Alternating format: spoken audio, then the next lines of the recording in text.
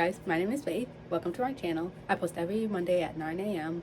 and yeah. Okay, so today I'm going to be talking about books that inspired me as a writer. So I decided to do this video because I think every 5-star book I read eventually, like, my writing is eventually inspired by like those types of books. And it's like I tend to not give books like 5 stars because it's like I've read like probably 100 books in my lifetime and I've given like 10 of them 5 stars, you know, around there. So it's kind of just like I don't often give them 5 stars. So this is gonna be like my excuse to do like 5-star books, but like writer edition, basically what I'm trying to say. And I decided not to do like a video where I'm just like saying every book I read in a month, because I tend to be a harsh critiquer and I don't really like many. It's not that I don't like many books, it's just that a lot of books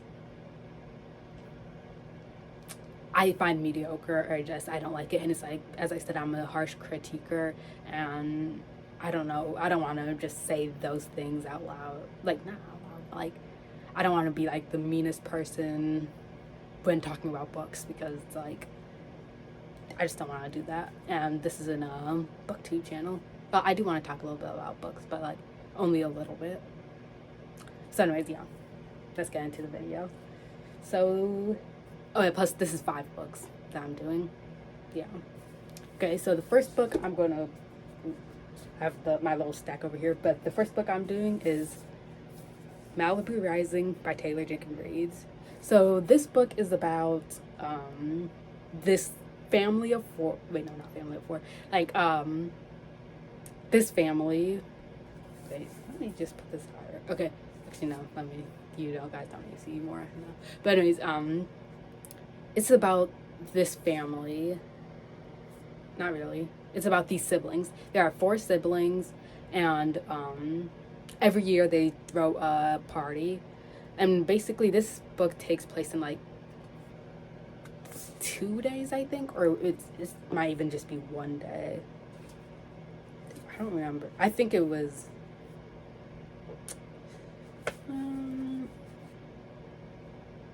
either 1 day or 2 days, and that's how long the thing takes place. And practically we're kind of just like learning the story of these siblings, and plus I'm very bad at describing things, so you know, yeah, whatever. But anyway, so the oldest sibling, Nina, she takes care of her siblings, and like we kind of just like watch their lives, and we also get like flashbacks. It's like every other chapter is a flashback, or like half of it's flashbacks, half of it isn't. And yeah, so we basically follow the past timeline and how they got to this, not like how they got to this point, but I guess I don't know, how Nina became the caretaker of her siblings and how the parents failed them all. And I just love this book. Like, I feel like the drama is peak, and the family drama is good, and what else? I loved the flashbacks. I loved so much of it, and like quite literally I almost cried at the end of this book. And yeah, I just love this book a lot. So, and I don't know if I should, like, me just saying that I like it is, I guess, the inspiring thing, or I don't know, because I feel like, okay, this is just me questioning what I'm calling the video, so whatever. But yeah, I like that. Is there anything else about this book? Ooh, and then there was also like this what, rivalry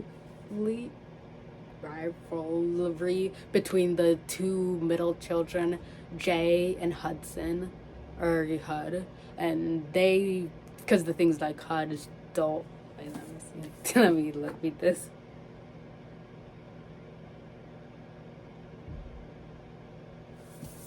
Okay, you guys kind of know what happened, but like, you know, Okay, but like HUD did something to Jay. I don't really know if it's in the synopsis or not, so I'm just not going to reveal it. But because it happens pretty early on, but like let me just not reveal it just in case. And then also we follow Kit, who's in the following the footsteps, not following, but she feels like she's in the shadows of her siblings, and so yeah. Oh yeah, plus Malibu catches fire. That's also a thing. Yeah, I'm definitely bad at describing books.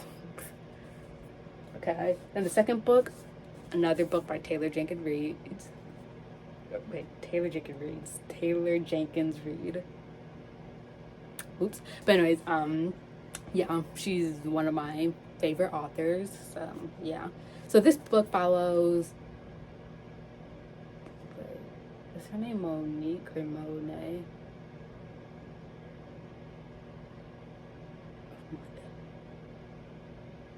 No, I think it's Monique. Whatever. She's a journalist, right? So she is living her journalist life or whatever, and like then she gets a message that like not a message, but like her supervisor, I think, or like boss, tells her that Evelyn Hugo, this like really famous actress in the what was it? Okay, this famous actress from back in the days wants her to tell her life story. Like she wants, yeah, she wants to tell her life story to her to put the newspaper so that she can make the newspaper type of thing or the article or whatever. And so Monique, if I'm saying this wrong, I'm actually gonna be mad at myself, but okay. But yeah, so she's like kind of like, okay, why does she want me here?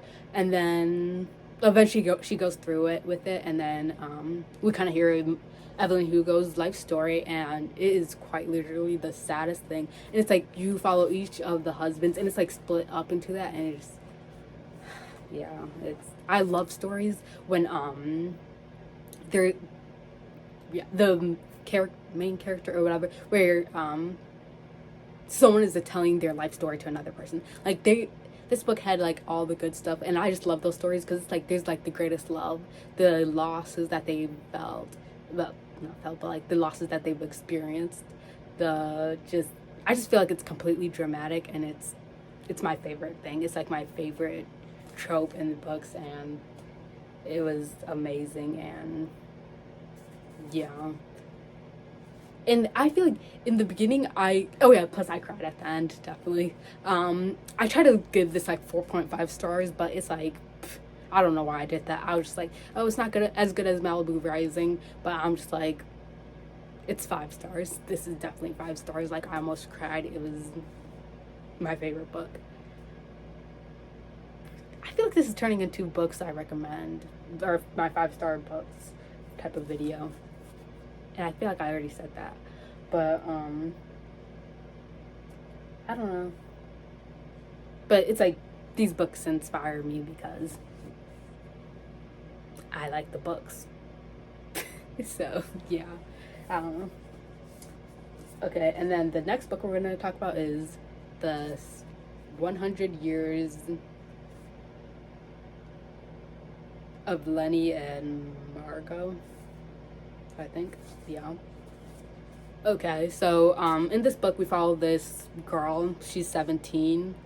Her name is Lenni, and she's dying. And like she has a not chronic, terminal illness. Yeah, that's what it was. And so basically, like she knows she's gonna die, and she's kind of just like living in the hospital, doing her things or whatever.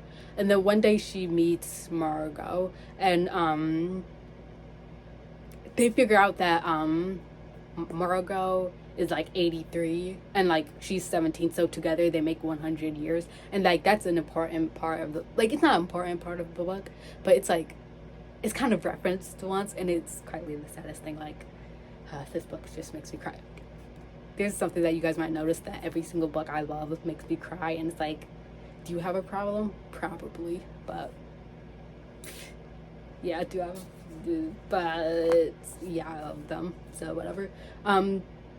So basically they meet or whatever, and then they start to decide like to tell story from each year, um until, well, there's this painting class. Okay, let me restart that. So practically she meets Margot, there's this like art class, and they're together within it, and then they decide to start telling each other their stories of their years of their life. And quite literally another story that just is about telling your life story to a person. I just love these books. Like, it's just like there was the two loves of her life for Margot, and then we also get like, there's so many stories, and there's one that makes me quite literally cry. Who was it?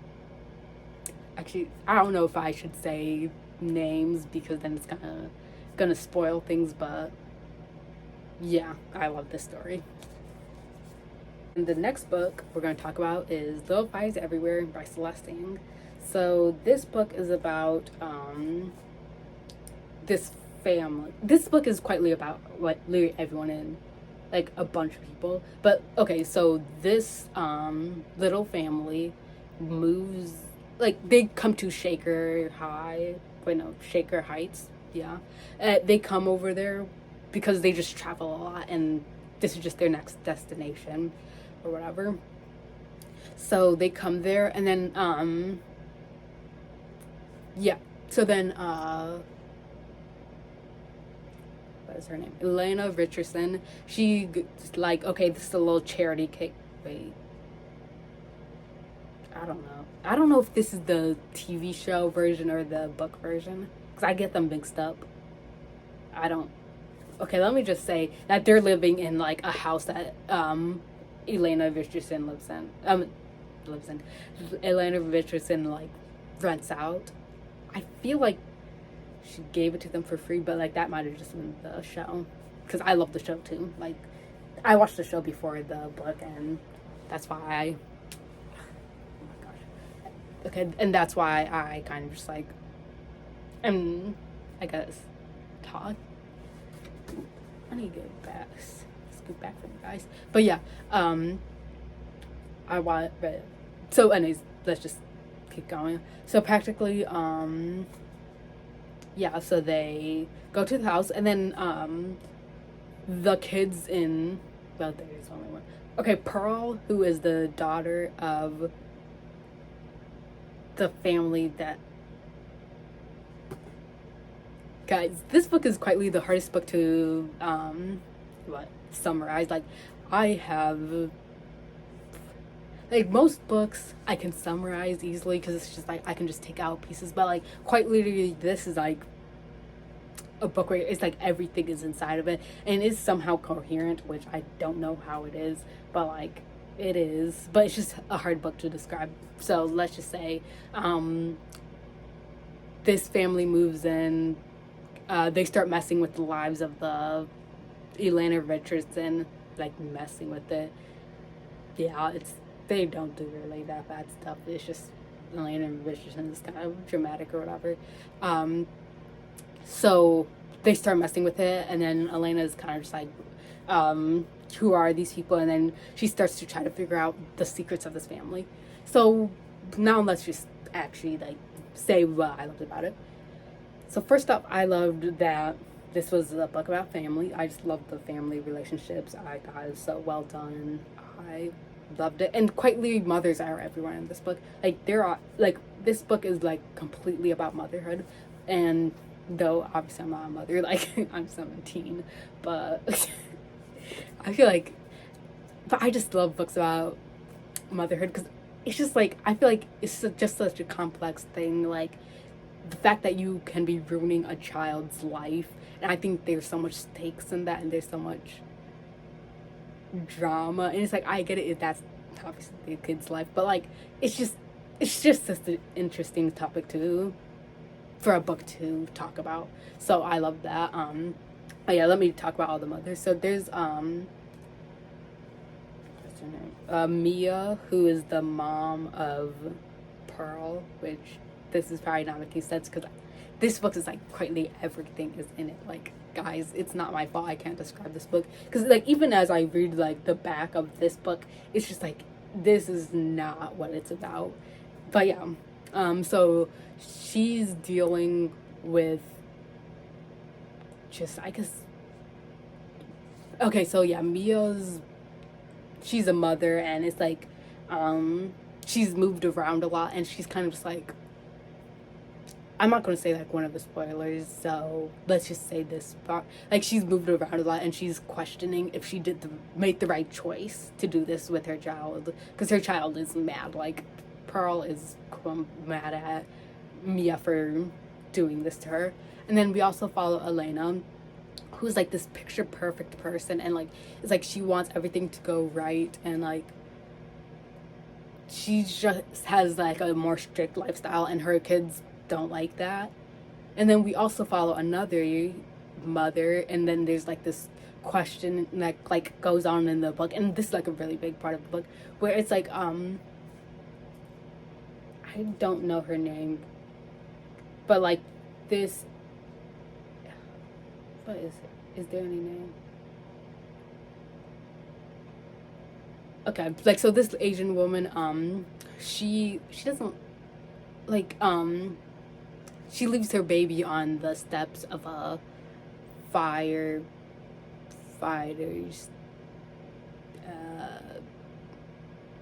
like doorsteps, I guess, I think. Or was that This Is Us? Like, guys, I'm actually very confused. Okay, but like she does that, and then so like the baby's taken into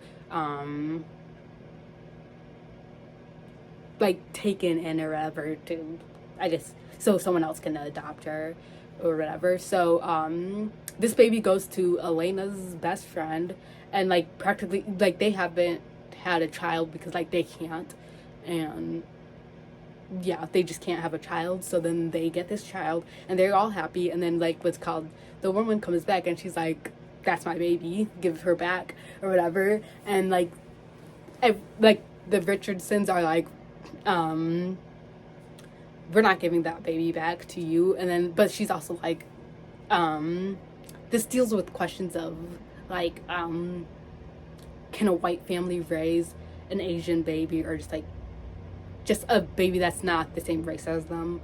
And this also axes, it's just like about like who's the correct mother in this situation, like the like not the adoptive mother, but like the soon to be adoptive mother or whatever, or the other Asian mother. Yeah. And then like it's like, is it like the people that, I guess, cause in my opinion I agree with like the Asian mother should have been the one to keep her, but like I don't know, but like yeah, that's what I think. So it's either like, is it the mother who gave birth to you, or is it the mother who, I guess, like tuck you in, or like, I guess, took care of you. But yeah, and this is just like all about mothers. And then there's also another motherhood thing, but I'm not going to spoil that. Yeah, there's just so much, and it's just like, it's so good. And it's like, you'd think like with all these random things inside this book that it would like ruin it, or like whatever, but like trust me when I say that this is a good book. Like, oh wait, ruin it. Like with all these things that it would just be like a really scrambled book that quietly makes no sense, but like I'm telling you, it makes sense. There's just so much, it's so good. Like, I don't want to talk too much about the past, because I feel like every single thing I could say in this book is a spoiler. Plus it was so dramatic, and it was about family, and it was just like, I quite literally based, like, I didn't base it on, but like one of my books, it was giving like very much like the main character was a photographer, because I love this book so much. Oh yeah, I forgot to say, Mia's she's like a photographer, but it's like a multimedia photographer, and it's just like, it's so cool. And then the college, like when she goes to college. Oh my gosh, I love this book, and it quietly made me cry, just like everything else. If I'm not crying at the end of the book, was it really a good book? Anyways, so now let's get to the last book in this book, like, list or whatever. And this one is a big book. Like, how many pages is this? Like, this was big. Like, it took me a long time to read. Oh, it's like 600, yeah, 600, almost 50 pages, like 650 pages or whatever. Yeah. So this book, why am I looking at the back? Like, and okay, let me just put it up for you guys once. And should I keep carrying this book? No, I'm not carrying this book. It's way too heavy. But that book is about this family. I feel like there is clearly a theme in these books. Like, either it's about a family or it's about someone telling their, like, history of their life. And it's just like, those are just my favorite tropes. Like, of course, those are my loved books. So anyways, this book follows this family of 4. We have the mother, the father, the teenage daughter, and the little boy. So practically we see this family. It's kind of dysfunctional. Well, it is dysfunctional. It's like, and you're kind of just like kind of wondering like what's going on. Like, there's like